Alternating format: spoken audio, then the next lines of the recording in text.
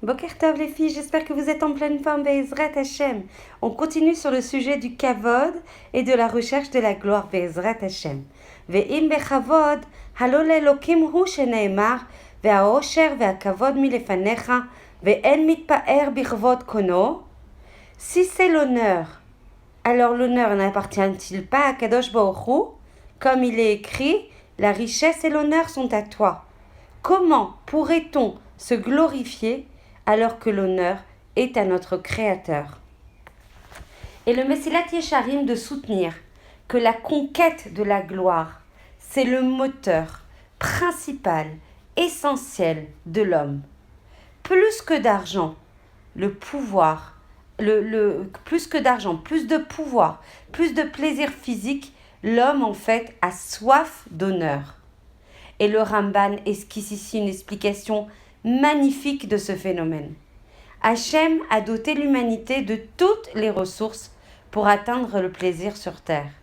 Et bien, seul l'honneur constitue une exception voulue par Akadosh Baruch Hu.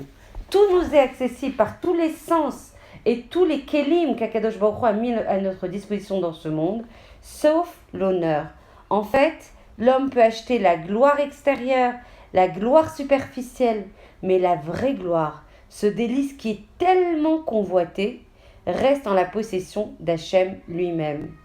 Comme c'est le propre de la nature humaine de rechercher d'Afka ce qui est inaccessible, c'est la gloire qui est la chose la plus convoitée par les mortels, puisque justement, pas forcément à disposition comme ça, et pas forcément accessible à tous, donc forcément, elle attise le désir, elle attise la convoitise, et on cherche justement ce qui nous est inaccessible. Le Talmud en Choulin rappelle que l'une des plus grandes qualités innées du juif, c'est sa capacité de réagir humblement lorsqu'on le félicite et d'attribuer toute la gloire à Akadosh Baruch Hu. Akadosh Baruch Hu a dit à Israël: « Mes fils, je vous aime, car même lorsque je fais pleuvoir les louanges sur vous, vous évitez de vous grandir par déférence et respect envers moi. J'ai offert par exemple un grand honneur à Abraham et il a dit: je ne suis que poussière et cendre. J'ai accordé la grandeur inouïe à Moshe et à Aaron et ils ont dit: que sommes-nous? J'ai élevé David à la Shalom à des hauteurs considérables et il a dit: et je suis un ver et non un homme, dans son Teilim 22. Mais lorsque j'ai accordé la gloire aux dirigeants des nations comme Nimrod, Paro, Sanheriv, Nabucodonosor, ils se sont enorgueillis et ont réagi avec une arrogance qui a blasphémé mon honneur. Le Messilat Yesharim écrit que l'honnête homme sait, intègre et conscient que ses réussites sont à la mesure de ses devoirs. Et le Rav Israël Salanter, Zecher Tzadik Vekadosh Livracha, avait coutume de dire: je sais que dans de nombreux domaines, j'ai la capacité de 100 hommes. J'ai donc également le devoir et la responsabilité de servir Hachem comme 100 hommes. Franchement, si on intégrait cette Nekuda, et cette Nekuda, elle est centrale. Alors vous me dites à chaque fois, les Nekudas, elles sont toujours centrales. Ben celle-là, elle l'a encore plus, il faut absolument l'intégrer. Si on a des talents, si on a des réussites dans certains domaines dont Hachem nous a dotés pour avancer, pour progresser, pour diffuser, pour partager, pour faire adhérer, alors ça veut dire qu'en face et en contrepartie, il y a autant de talents que de devoirs en face. Donc si on a des talents, des réussites et des comment ça s'appelle, oui, justement des qualités dont Hachem nous a donné, des talents, alors forcément en face, en contrepartie de manière extrêmement équilibrée et stricte et juste, on a aussi le devoir de servir à Kadosh Baruch Hu en cohérence. Et celui qui s'attribue un honneur injustifié ne fait pas seulement preuve d'une vanité déplacée. Le Ramban écrit qu'il usurpe, il vole, il enlève l'honneur dû à Kadosh Baruch Hu lui-même. Comme le disait Shlomo HaMelech à la Shalom, Tu avat Hashem kol gaba lev yad leyad yenake. Tout orgueilleux est en horreur à Hachem. De main à main, il ne sera pas impuni. et le Malbin d'expliquer que bien qu'Hachem soit patient avec les pécheurs, il va punir immédiatement les arrogants de la main à la main, car l'homme vaniteux va éclipser volontairement la splendeur d'Akadosh Baruch Hu. En fait, Hachem a créé le monde afin d'être reconnu, afin qu'on puisse proclamer sa gloire dans l'humanité tout entière, et afin que l'humanité tout entière puisse proclamer et reconnaître notre Boré Olam, notre Créateur.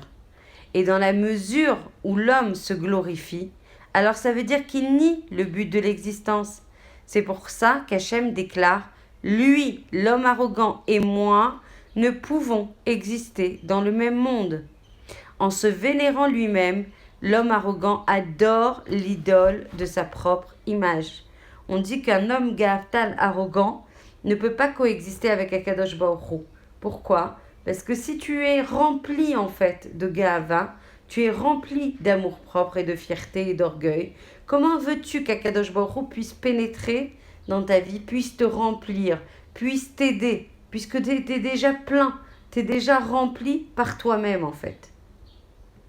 Et le Chafetz Chaim écrit que le pouvoir enterre ceux qui l'utilisent à mauvais escient. Bien que le papa mérite la reconnaissance de son fils, il ne doit pas imposer un trop lourd fardeau à celui-ci, ni le traiter avec négligence. Et celui qui occupe une position d'autorité doit prendre avec beaucoup de soin de traiter avec considération tous ceux qui sont en dessous de lui. Nos sages nous ont appris que Yosef, qui était presque le plus jeune de ses frères, mourut avant eux pour les avoir toisés de haut. Le dirigeant doit toujours garder à l'esprit que le pouvoir enterre ceux qui l'utilisent à mauvais escient. Ve'im mitpaer bechokma mesir safa laneemanim ve'ta'am zkenim ikach. Et il s'enorgueillit de sa sagesse. S'il s'enorgueillit de sa sagesse, alors il doit comprendre qu'Hachem peut lui enlever la parole, Allénou, à l'homme le plus compétent, et il peut ôter la sagesse au vieillard. Et le Talmud dans Shabbat nous enseigne, lorsque les érudits en Torah prennent de l'âge, leur sagesse grandit. Alors qu'à contrario, lorsque les ignorants vieillissent, leur ignorance s'accroît, comme il est dit, il va enlever la parole au plus compétent et il va ôter la sagesse au vieillard. En faisant allusion à ce passage du Talmud, le Ramban veut dire que l'homme hautain qui se vante d'être un érudit en Torah entretient une vision déformée de la Torah. En fait, l'authentique érudition dans la Torah rend humble, elle rend absolument pas fière. Quand on étudie la Torah et qu'on intègre cette vertu d'humilité qui est extrêmement importante, qui est la base et le shoresh de toutes les midot tovot, quand on intègre cette étude de la Torah de manière complète, pleine, sans safek, sans compromis, alors on redevient beaucoup plus humble et non pas plus orgueilleux. Lorsqu'on étudie correctement, plus on apprend, plus on est conscient de connaître très peu de choses face à l'immensité, l'infinité des enseignements que contient la Torah. Celui que ses études rendent hautain révèle ainsi la superficialité de ses connaissances. La pensée intelligente, c'est la faculté la plus haute, la plus suprême de l'homme. Mais si la sagesse est louable, en même temps, elle peut éveiller des sentiments mal placés d'importance, de surimportance de soi. Et Messilat Yesharim nous avertit. Tout d'abord, même l'esprit le plus fin est imparfait. Même l'esprit le plus fin et le plus intelligent est capable d'erreur. Même le plus sage, le plus accompli, lui aussi peut se tromper. Deuxièmement, l'homme, il n'a pas de mérite à être doué. Celui qui en sait plus que les autres, en fait, ne fait que suivre la nature qu'Hachem lui a accordée. Il n'est absolument ni différent de l'oiseau, dont la nature est de battre des ailes et de voler. L'homme n'est sage que parce qu'on lui a ordonné et parce que c'est sa nature d'être sage. Il n'y a aucune fierté possible dans cette situation de sagesse. Si l'on a acquis des connaissances, il faut surtout être obligé, se sentir obligé de les partager avec ceux qui en ont besoin. Et on conclura sur ce point comme le déclare Le Rabbi Yochanan ben Zakkai dans Mishnah Avot, si tu as appris beaucoup de Torah, ne t'en félicite pas, car c'est d'Afka dans ce but précis que tu as été créé. Voilà, Bezrat Hashem, que par le mérite de cette étude et par le mérite en fait de Rabbi Meir Baalanes, Bezrat Hashem, que son mérite puisse nous protéger et protéger tout le Ham Israël. N'oubliez pas d'allumer des bougies Bezrat Hashem, n'oubliez pas de manger de la matzah shmura Bezrat Hashem avec la bracha mezonot. Ce matin c'est Pessah Sheni, c'est une grande mashmaout en fait que rien n'est désespéré, qu'on peut avancer, qu'on peut réparer, qu'on peut progresser, qu'on peut éclairer nos journées en fait d'espoir, de confiance en Akadosh Baruch Hu, de confiance shlema, de démarrer chaque jour Michadash, notre Avodat Hashem, de la renouveler, de la faire vibrer, de se rapprocher non-stop d'Akadosh Baruch Hu, que le mérite en fait de ce grand sadique éclaire le Ham Israël, que l'on puisse éradiquer le mal dans tous les domaines et que le Ham Israël soit protégé, Bezrat Hashem, où qu'il soit. Je vous embrasse très très fort, continuez à diffuser la Torah. C'est notre rôle. Une fois qu'on a un Keli, une fois qu'on a les technologies qui sont associées, on n'a pas d'excuses. Il faut absolument répandre le bien, diffuser, générer du bien, augmenter la volumétrie de ce bien et éradiquer le mal qui se déchaîne parce que c'est justement ces derniers instants. Je vous le dis de tout mon cœur. Vraiment diffuser la Torah le maximum possible par tous les médias, les supports que vous avez à votre disposition. Vous aurez un mérite immense pour vous, votre famille et tout le Ham Israël. Bezrat Hashem. Je vous embrasse très fort.